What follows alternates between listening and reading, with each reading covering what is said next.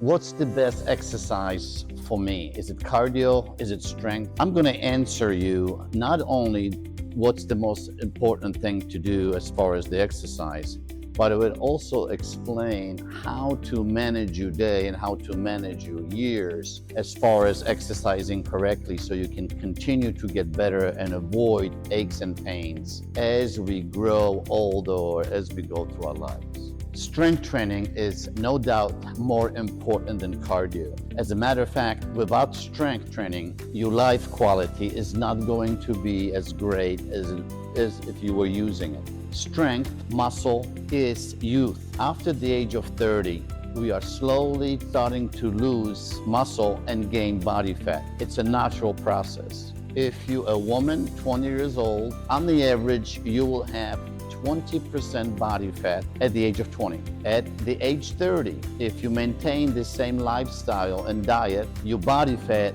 will be 25. At age 40, it will be 30, and every decade it will increase by 5% more or less. So at the age 60, 40% of your body fat will be fat. And if your weight is the same, without any weight gain, you can see that you will accumulate that much more body fat. In the 60s, running, cardio, as we like to speak, was emphasized. This is going to be the nirvana of us staying healthy, us staying slim, and live a long life. Now, in the 70s and 80s, we've noticed, and this is according to Dr. Cooper, who coined the term aerobics, he noticed that the people that used to run a lot or did cardio, as they were growing older, he noticed that they were getting sick. Some of them experienced cancer, unfortunately, and some of them died earlier than their partners who are not as active. So he was the first guy who actually looked into it and suspected that running or purely cardio is not the best thing if you're not looking at nutrition, rest, and accounting for a science of cardio or running exercises. In his conclusion, this is a shorter version, he basically believed that when you run excessively, hours per week, your body breathes in sometimes 7, maybe 10 times more oxygen than somebody that's sedentary. Now,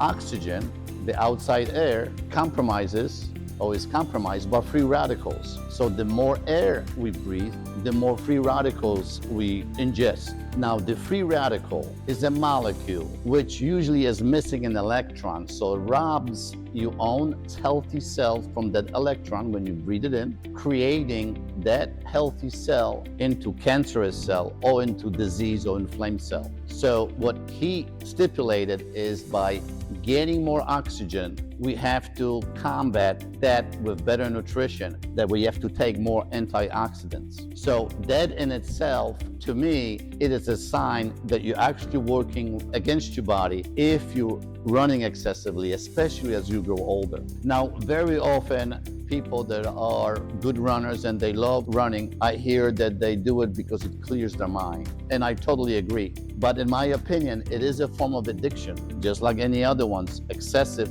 usage is going to be very detrimental. And we see that as those people that ran a lot in the 80s and 90s are victims, many, very often, and early participants in destroying their hips, joints, knees, ankles. So we see a lot of injuries, overuse injuries in those people. And that's why I like to warn against excessive anything, but excessive running, any kind of, even excessive swimming for the shoulder joint. I also would like to warn that running, if you're a woman, also causes, as your skin loses its elasticity. I also see that aesthetically, the skin gets a little bit looser and wrinklier if we are running and constantly pounding and you're going up and down, and again your skin breaks down. Now, process of destroying joints and skin, those are the two important things that we can see the outside, but again the cancer and the inflammation we cannot see.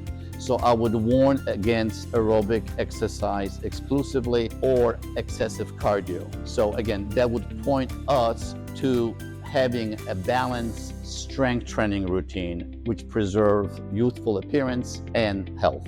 Body fat is your enemy. It slows down the insulin. Body fat is a function of aging. Very important that we understand the concept. Staying lean is not just a vanity, it's the way to healthier lifestyle. When we grow older and we accumulate more body fat, that body fat prevents us from gaining all the benefits and nutrition from our foods. Body fat becomes almost like a barrier where we need to have more insulin to break through to give the nourishment to our cells. Staying lean is absolutely important.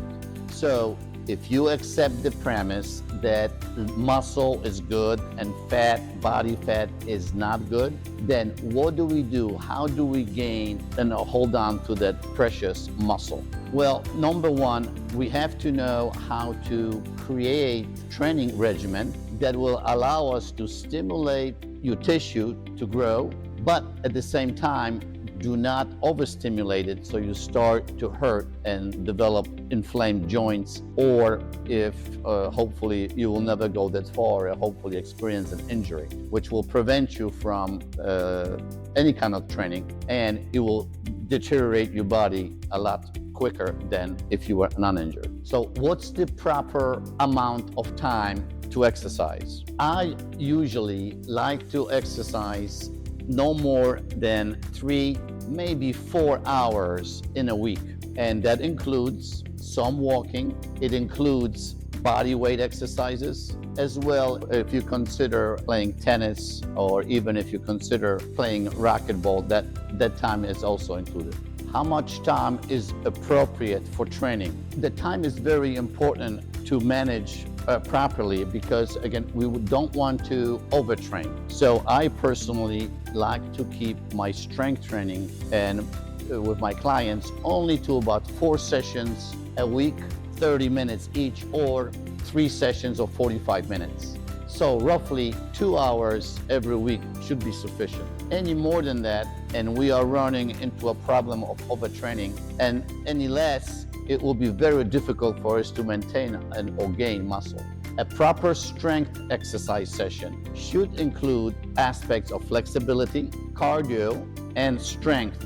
I prefer to do body weight exercises because I believe it's more of a body-friendly exercises, and we are not restricted by dimensions of the equipment. So to summarize, strength exercise is superior. Without it, we are not going to have the same quality of life. If you do strength exercise, however, you have to be careful not to overdo it. Let your body tell you how much is enough or how much is not enough. Now, exercise, that's one thing. We have to eat appropriately to provide nutrition for our muscles and to make sure that we have energy for our exercise. What I like to do personally is to emphasize this point to my clients as well, is that protein and fat are very important, that you include those in every meal that you have. There is some controversy about how many times a day one should eat, whether intermittent fasting is okay to do, or whether carbohydrates, even if they're supplied from a good sources, can be eaten on their own. All of that you can address individually. In general terms, more protein, about 1 gram per pound of your lean tissue, is appropriate. So for example, if you're a woman of 130 pounds and you are 25% body fat roughly, you will need about 90 grams of protein a day to maintain your current muscle, or if you want to build more. So that's the formula I'd like to stick with. Now also, if you keep your carbohydrates levels down, that will allow your own body fat to become fuel source for this exercise and for the building of your body.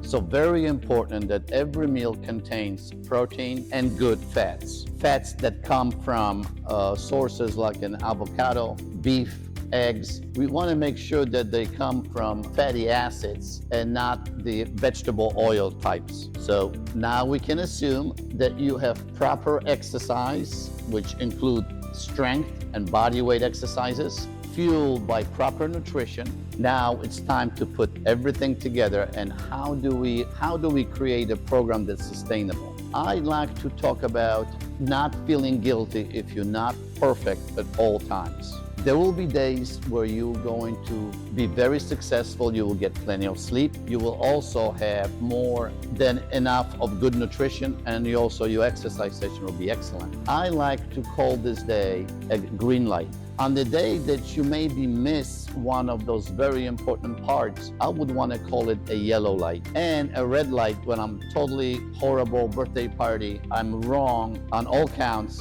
and I have pizza or donuts. That green, yellow, and red light, I call it a traffic system, and I want to at least have 3 or 4 of the green days in my week, followed by 2 or 3 yellows, and I shoot for only 1 red light. So even if I'm not perfect, I don't have to beat myself up, and I'm not guilty about having fun and actually being more forgiving towards myself. I also recommend this very program to my clients. If you build a system that allows you for occasional slip-ups, you psychologically can keep your mind fresh and you can be realistic about accomplishing your goals. Remember, this is a marathon and not a sprint. So we do not want to jump in with a lot of different exercises, with extremely intense training, because that leads to a burnout, and very often it leads into more of a depression and going into this vicious cycle that you're going to have to keep losing the weight and keep gaining the weight back. We want a good strength training, good program. We want good nutrition, and we want a manageable system that can evolve with us as we grow older, or if we, for example, want to be more active for a certain part of the year, but the plan is designed with our lifestyle. Now, in my next video, I will discuss a little bit more about the traffic light system, and also we're going to talk about some of the mistakes that we made in the past and that we can actually blame nutrition and exercise industry for it. So it's going to kind of a retrospective look into the fitness business and nutrition business. We'll talk about low fat. We'll talk about vegetarianism. We are going to talk also about frequent meals and recommending, are the carbohydrates good for diabetics, or are they healthy, or are they not healthy? So that's what's coming up in our next video. Please don't miss it, and thank you for your time.